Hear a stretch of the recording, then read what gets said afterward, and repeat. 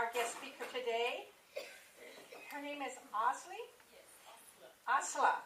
She is from Turkey, a little bit out of Istanbul. And she's going to speak on COPD today for you. And that's one of my bucket lists. I'd love to go to Turkey someday. So welcome. Thank you very much. Hi, everyone. Now you have to look kind of close, okay? So are we there to your presentation?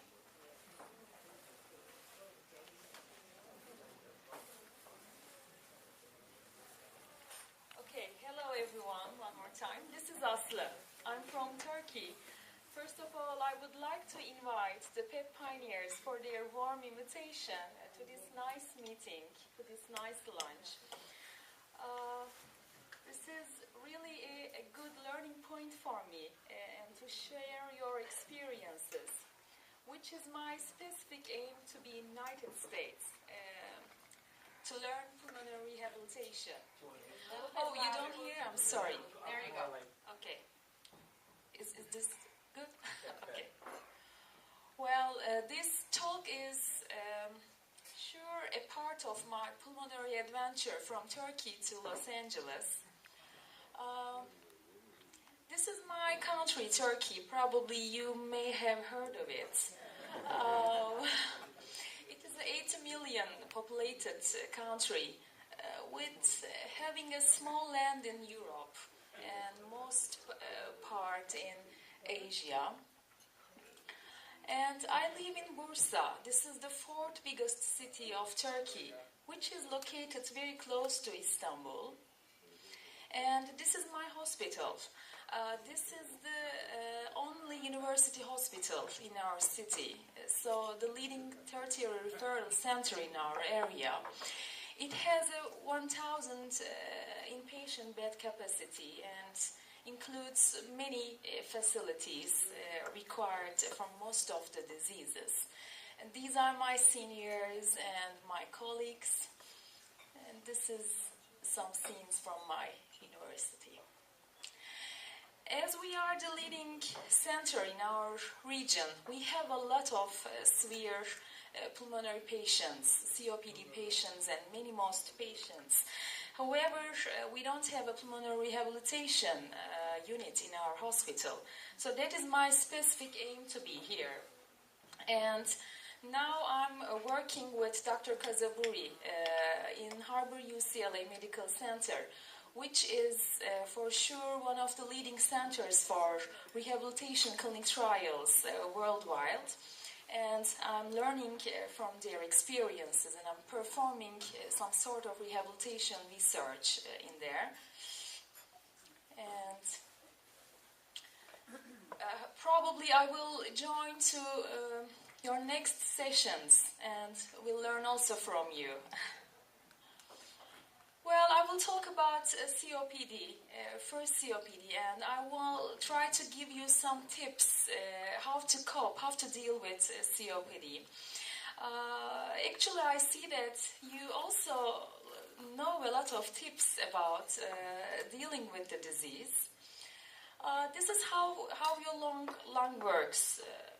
The lungs are consisting of big airways and small airways, and the major function is the gas exchange, taking oxygen to your blood and giving carbon dioxide to outside. And if there's a problem which is caused by many toxic irritants, as smoking, the leading factor, the injury starts and the airway cannot perform their functions as they should be. Well, this is where COPD starts. And it is a condition that makes it hard to get air out of your lungs, which causes you to feel short of breath, even during rest or during exercise. You may complain from cough and wheezing. There are two main conditions responsible for COPD, which is emphysema and chronic bronchitis. In addition to these symptoms, people with chronic bronchitis may produce sputum.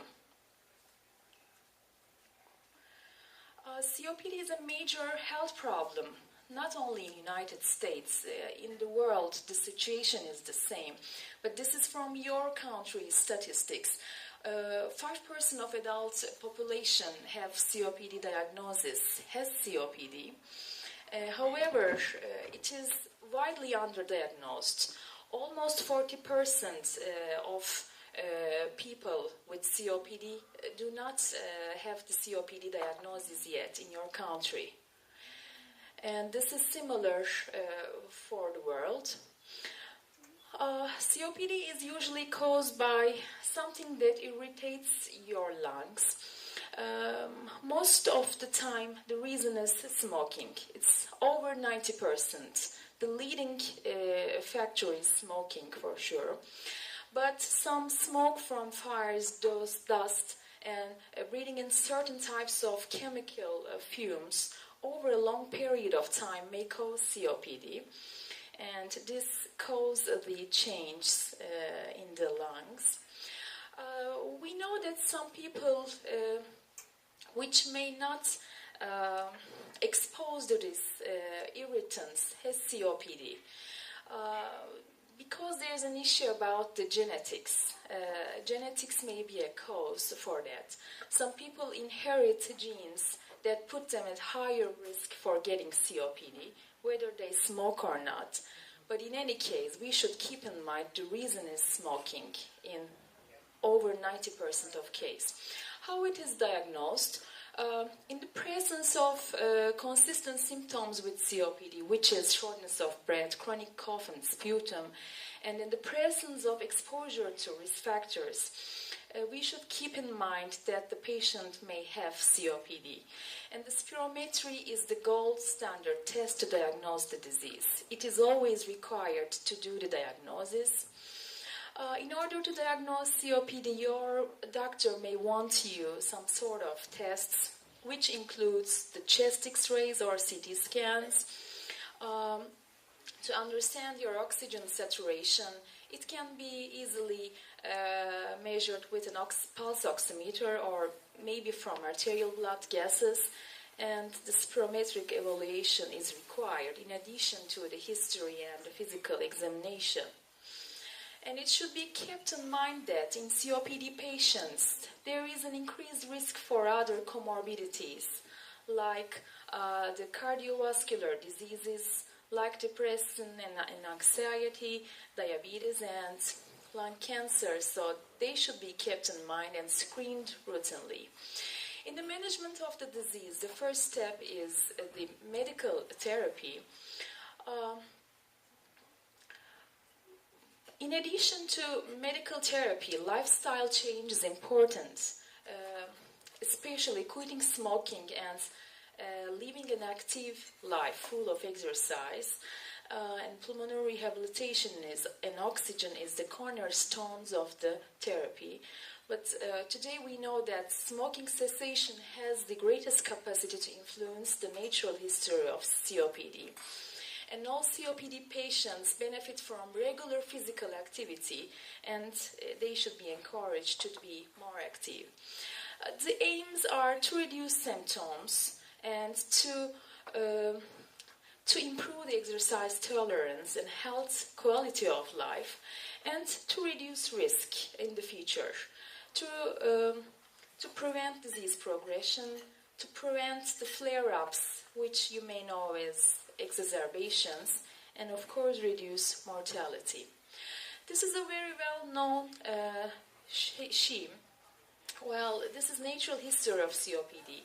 FEV1 is a predictor of lung functions, and in a person who never smoked, there is a decline in lung functions with age. But if you see this line, it starts to decline very slowly. So the symptoms and death, which is caused from this decline in smoking, is not usually occurred in an average people's life. But if the patient is a smoker, and unfortunately, if the patient is a susceptible smoker with some genetic predispositions to COPD, then these symptoms start to occur in in early ages, and the last years the patients suffer from these symptoms. This is again another important graph showing the prevention of COPD progression by smoking cessation. This is again the lung functions, and this is the years of follow-up. Here we see that if people stop smoking and sustains it, we can see that the decline in lung functions stop. That's not a big loss. But if a smoking person continues smoking, we see that there's a serious loss in lung functions in not much years. So the only therapy proven to slow the decline in pulmonary lung functions is smoking cessation, and it reduces the mortality by itself over 30%. So quitting smoking is important, and it starts with making a decision. There are too many ways which your doctors can help you, but it starts with a decision. And within a decision, a quitting day within 2 weeks, and you will not be alone. There are support groups and too many effective pharmacotherapies which will help you to deal with this problem. Here some of them are listed: nicotine replacement therapy, but in addition to these we have bupropion and varenicline, and your doctors will decide which one is suitable for you. Maybe we should keep in mind the electronic cigarettes in here, which may be thought like a nicotine replacement therapy in this issue, but we don't know if they are effective and if they are safe in this reason. So we should be careful about them. They're not well studied or established yet. There are too many medications to treat COPD. This is a decision which you will give with your doctor according to your disease severity. And they are used to reduce your symptoms, to reduce the frequency and severity of exacerbations, and improve your health quality. There are two basic kinds of COPD medications. The one group is short-acting ones, which are used to relieve symptoms, and the other ones, the long-acting medications, which probably you are using daily, which have an acting time different from 12 hours to a day. And this is important because pulmonary medications are different from most of the medications because they have to be inhaled. So it's important to know how to use these medications. This is really important, and this is an important part of pulmonary rehabilitation also. There are various ways that these medicines can be inhaled, by nebulizers or dry powder inhalers or metered dose inhalers. Immunization is another important aspect of COPD management. Influenza vaccines reduce serious illness, and pneumococcal vaccines are offered to COPD patients. This will lower your risk for COPD complications, so it's really important to take this point. This is a graph showing prevention of COPD exacerbations by influenza vaccination. The blue lines are showing the respiratory hospitalizations in unvaccinated people, and the orange ones show respiratory hospitalizations in vaccinated people. And it's so clear that hospitalizations are rare in vaccinated population than the unvaccinated ones. Long-term oxygen therapy is another component of COPD therapy, and there are several ways for oxygen. They may be oxygen tanks, liquid oxygen systems. It may be with a concentrator or a portable device which will easier your life. And pulmonary rehabilitation is important in COPD. All COPD patients benefit from exercise training. Although an effective rehabilitation program is 6 weeks, if the program continues longer or if you keep staying active, your benefits will stay for a longer period. This is a very important study that analyzes most of the study results, which is published in a very respectful journal in Lancet. And all of the studies were resulted in favoring pulmonary rehabilitation treatment. This is no benefit site, and you see that there is no study resulting in this site. Most of these were clear, having a good effect, favoring rehabilitation. And again, this is the patients who are not having rehabilitation, and these bars show patients having rehabilitation. We see that quality of life and walking distance, which is a predictor of functional exercise capacity, increases in rehabilitation patients after completing 6 weeks and staying longer even at the end of the first year. There is a vicious cycle in not just in COPD, also in most of the chronic respiratory diseases, starting with inactivity. Inactivity causes muscle weakness, and it brings increased effort to do work. And this demand in increased work again decreases work capacity and increases shortness of breath, and this causes to inactivity. So lifestyle exercise is important, and it's offered by Surgeon General support. At least a minimum of 30 minutes of exercise, moderate intensity exercise, maybe not all days, but most of the days of a week, for every people. Rehabilitation is recommended for every chronic lung disease patients, and it motivates people to gain a normal and active lifestyles.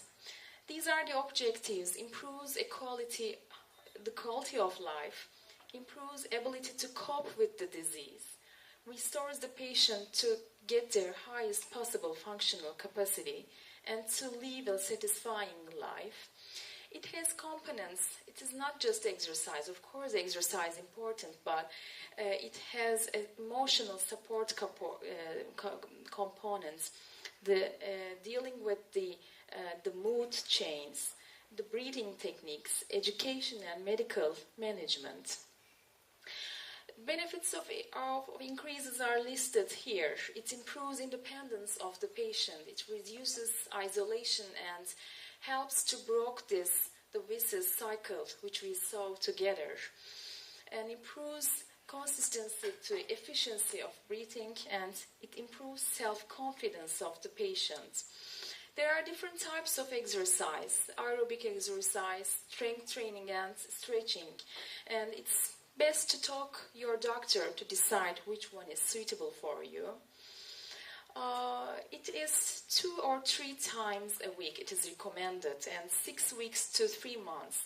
But the most important is to achieve the activity in a whole life. And when you stop doing exercise, you start to lose these gains immediately.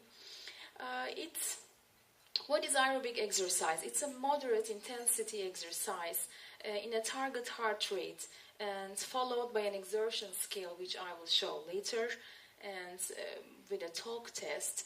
Most of the common exercise activities like walking, biking, swimming are aerobic exercise.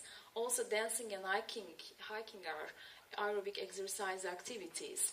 How strong it should be? You should be able to speak in short phrases during exercise. And when you look at the scale, grading the severity of your breathlessness, I think most of you are familiar with this scale. You should keep your shortness of breath between 3 and 4 during exercise, and of course oxygen level above 90%. And stretching is another strategy which stretches your muscles to a mild tension up to 20 to 30 seconds. And it's important, if you feel you should stop. And if there are some tips before starting exercise, if you use a fast-acting inhaler, please be sure to use it before starting. You may need to use oxygen during exercise, which may help the efficiency, increasing the efficiency of the exercise. And using pursed-lip breathing helps anxiety, reducing anxiety. And use a walker or a shopping cart or wheelchair if it helps you, during your daily activities. And change your lifestyle, make exercising a top priority. This is the main aim of rehabilitation. Sleep is another different issue in COPD. It may be impaired. Sleep quality may be impaired in COPD. People may leave oxygen desaturation in COPD, but there may be a sleep disorder in addition to COPD, so it should be kept in mind, and the questions should be asked. And it's important to be avoided from the hypnotics in severe COPD patients. Getting enough sleep will help you. Having enough rest is important, and some common tips about having a good sleep hygiene is important. Here I listed them. Not to go to bed until you're tired, not to have nap during daytime, and not to have other activities like watching TV, reading, or eating in bed, just sleeping in the bed, and avoiding caffeine, and go to bed and get up at the same time in a regular basis may be important. Well, travel is important. It adds just to your life, even if you are on oxygen for 24 hours. But there are things to be considered before planning the travel, like the altitude in your route or your final destination, how you will do this travel, by a plane, by a ship. So you should think about that if you will need oxygen during this, and you should discuss about this with your doctor. And you should plan an appointment with your physician that you may need extra medication during your travel. So you should keep this in mind and take these extra medications with you. And oxygen prescription change if going to a different attitude, that should be kept in mind. And a letter from your doctor to the cruise or airline may be required to deal with this issue. And at least medical emergency advice en route at destination may be help. So after considering these points, you may get out of the travel brochures and start a reconditioning program with a nice travel and enjoy yourself. Nutrition is important because we need to have enough energy to do our activities. And if we have a chronic lung disease, we are sure that we have an increased energy expenditure, so we must take enough calories for that. And in some cases, in severe disease, progressive weight loss and malnutrition is occurred, which causes a weakness of breathing muscles. So these sort of patients need extra nutrition and calorie support in terms of these. What should we eat? It should be normal food. Of course, taking into consideration about the different comorbid diseases like diabetes or chronic heart diseases. If you don't have such diseases, you should not limit carbohydrates. And you should just limit salt if you have edema or a cardiac disease or a hypertension. Eat what you want and eat plenty of it. Then you will feel and you will probably be well. You may have living acute exacerbations, which is flare-ups during the beyond some increase in your complaints beyond to your day-to-day variations, and that leads to a change in medication. They are mostly caused by infections, bacterial infections or viral infections, but in some cases it's non-infectious due to allergies, air pollution sometimes. So prevention from these exacerbations is important. What should we do to prevent from these flare-ups? Smoking cessation, vaccination, rehabilitation, and using our medication on a regular basis are the first things that should be kept in mind. And there are patient action plans in the last years, which you are doing with your physician. That says regular respiratory medications and actions to remain stable, for symptom recognition and actions to manage exacerbations. They contain a list of contacts, and there are actions which should be done if there is a worsening of symptoms or a dangerous situation, like emergency contacts or what else. There is an example, a paper kept by the patients, including all of these lists. And you should try to work as long as you are able, even after an exacerbation. This will be a decision which you will make with your doctor. But if you have a job that requires a lot of physical work, then again you should talk with your physician. You may need to have changed some of your job-related activities, which means a job retaining or maybe taking a disability. But trying to work as long as you can should be the main task for that. By making lifestyle changes, you can take an active role in treating your disease. So you can resume your regular activities and you may feel better, which will improve your life. So try to take control of your life. If you learn more about your disease, then you can handle with the disease well. So try to learn about your disease. As a conclusion, if you smoke, stop. Have a nice and healthy diet and remain as physically active as possible.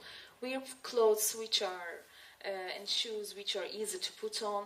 Visit or go out during the part of the day when you feel and get enough time to have rest. Take care of your emotional health in addition to this. Some tips should be kept in mind to deal with this emotional blue. For sure, exercise will help and having enough rest will help for this issue. And learn to change thought patterns. If you think about what are the triggers that may feel you bad and you may require some help from your friends and your family, and if you identify the problem, then you can make more actions to reduce these stressors. Planning periods of rest, having time for rest is important to conserve your energy. So rest between recreation and leisure activities. Please get enough time for your rest. Easily simplify your tasks doing your daily life. Do them one by one. Make a realistic plan. And try to share your responsibilities with your family and friends. Ask help from them. Get a good night's sleep. Get enough time to have your rest. Don't waste energy. For example, do all of your grooming activities when you're sitting. And if needed, use devices like wheelchairs or charts that will assist and easier your life. And avoid extreme physical activity, which is unnecessary. And if there are some caregivers with you, there may be some tips for them. If they keep track of your medicines for your appointments, they will be of help to you. They could write down your questions and they can ask during your medical appointments. They can watch the signs of your disease and try to observe and help with this. And they can learn all about COPD also, which will help you. And please don't feel alone, because there is a global initiative for COPD all over the world, and most of the countries' respiratory diseases organizations are working hard to deal with COPD. And as a conclusion, take control of your life and try to stay active to deal with COPD. There are too many good resources in internet, which I also used for preparation for this presentation. The PEP Pioneers should be added to this list. Thank you very much. And unfortunately, my country is underseen with these ugly pictures nowadays on newspapers. And I hope the peace will be in our region and in the world immediately. But please forget about this and remember my country with beautiful Bosphorus, with beautiful Istanbul, with Cappadocia, and with our magnificent Aegean coasts, with Ephesus and our perfect cuisine. And this is beautiful museums, mosaic museums. This is Turkish cuisine. And please remember my country with our novelist, Orhan Pamuk, which was prized on 2006 with the Nobel Literature Prize. And the former of our Turkish Republic, Mustafa Kemal Atatürk. Please remember my country with this. And the most known feature of my people are hospitality, I think. So you're welcome anytime to my country. Well, thank you for your patience. I feel lost sometimes. It's not easy to talk in a different language, so thank you for your understanding. I would be very happy if you have some questions, comments, anything to add. Thank you very much. Please.